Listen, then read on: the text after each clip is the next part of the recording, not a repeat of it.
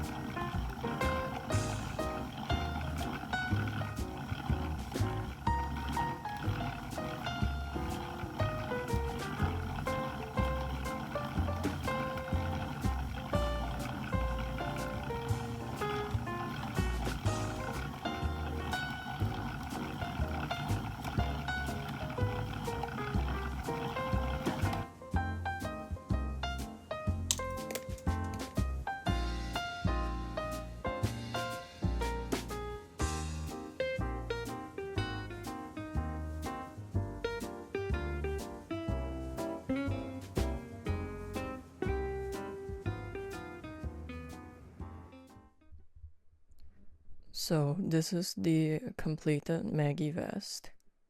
It stretched out a lot more than anticipated. It used to sit at my waist, but now it's sitting more at my hip, which is a style of its own, although that was not the intended style that I was going for. The fit is still good. The construction is fairly simple, just a classic round neck construction, nothing crazy.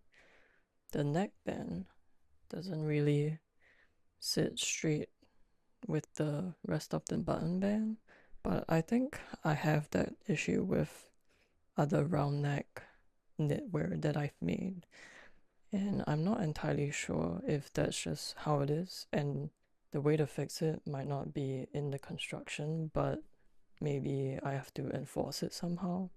The buttons I chose for this is this cream milk tea, like marble looking.